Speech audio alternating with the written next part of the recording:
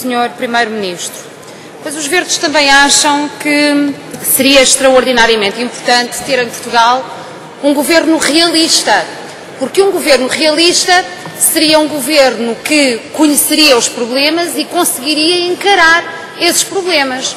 Ocorre que os verdes já têm dito em diversos debates parlamentares que este governo perdeu a noção da realidade, e perdeu. E o discurso do Sr. Primeiro-Ministro hoje foi bem prova disso.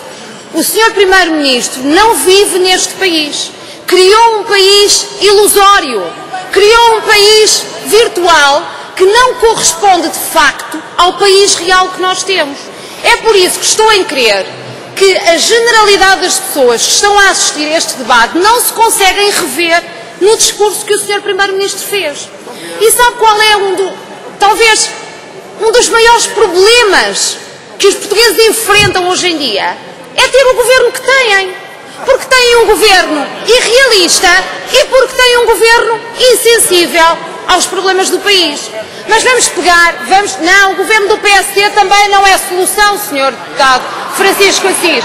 Mas o senhor sabe que eles andam à espreita. E os senhores não se armam à esquerda para tentar, de facto, resolver os problemas do país e para que os portugueses se revejam nas vossas políticas. Não, fazem o jogo deles, eles jogam convosco e o país afunda-se. É assim, Sr. Deputado Francisco Assis.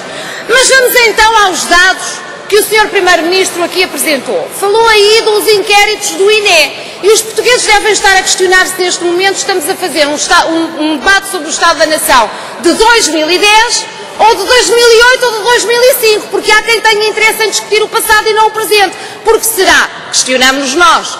Bom, mas não são esses mesmos inquéritos do INE, Sr. Primeiro-Ministro, que falam de uma maior intensidade da pobreza? Não são esses mesmos inquéritos do INE que dizem que os 10%, o fosso entre os 10% mais ricos e os 10% mais pobres, ou seja, entre os extremos, aumentou? Não é, Sr. Primeiro-Ministro? É. E, porventura, esses dados que o Sr. Primeiro-Ministro nos deu relegou-nos para fora de um dos países da Europa com maior risco de pobreza? Não. Mas isso o Sr. Primeiro-Ministro não falou.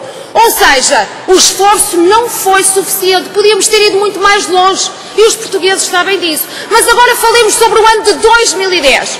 Não há nenhum dia que não vejamos na televisão instituições que lidam diariamente com a pobreza a indicar-nos claramente que a realidade é que chegam mais pessoas pobres no dia-a-dia. São cada vez mais.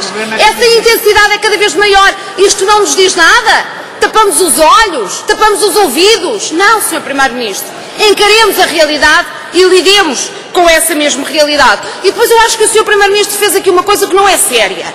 Deu a entender aos portugueses que os números do desemprego estão a diminuir, fazendo de conta que as políticas do Governo estão a entrar na lógica da diminuição do desemprego, e isso é absolutamente falso.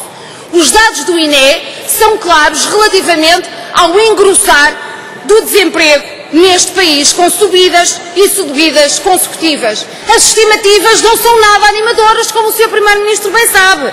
E o Sr. Primeiro-Ministro não comparou os números de desemprego, aqueles dados que falou, do emprego registado, não os comparou com o mês homólogo do ano anterior, porque, pese embora a sazonalidade deste mês, ou do mês de junho, aquilo que acontece é que a taxa de desemprego ainda assim é maior do que a do ano passado, no mês homólogo. Ou seja, isto são dados animadores? Não foi isto que o Sr. Primeiro-Ministro tentou transmitir ao país, mas é que esta é que é a verdadeira realidade do país. E quando o Governo não a encara, vai por mau caminho. Falou também da componente energética. Sabe, Sr. Primeiro-Ministro, continuamos a ser dos países da União Europeia que consomem mais energia por unidade de riqueza. É claro que quando a riqueza diminui, o consumo energético tem necessariamente que diminuir. Mas o problema é que manifestamos o nosso subdesenvolvimento quando continuamos a consumir muita e muita mais energia por cada unidade de riqueza que nós produzimos. Sr. Primeiro-Ministro, eu quero terminar dizendo o seguinte: a insensibilidade do Governo demonstra-se em tudo isto. corte no investimento público, aumento dos impostos, até no IVA, nos bens essenciais. Quem é que isto toca mais? Os mais pobres. Corte nos salários, redução do subsídio de desemprego. Agora temos uma novidade em Portugal que é, isto se não fosse tão sério era para dar gargalhadas a sério. O Sr. Ministro da Ciência a dizer que quem recebe bolsas no ensino superior são estudantes riquíssimos, têm um vastíssimo património, têm contas bancárias chorudas e isto tem que acabar. A demagogia não pode chegar a tanto, Sr. Primeiro-Ministro. É esta a lógica dos estudantes a quem atribuímos bolsas? Não, mas os senhores, para tentar criar uma capa de justiça, aquilo que fazem é arranjar um argumento demagógico que é completamente irrealista e não existe, porque não existe, e qual é a lógica, evidentemente? Cortar a bolsa, cortar subsídios. A vossa ação social é o corte nos subsídios sociais e isto é verdadeiramente inadmissível, especialmente numa altura em que o país vive os problemas que vive.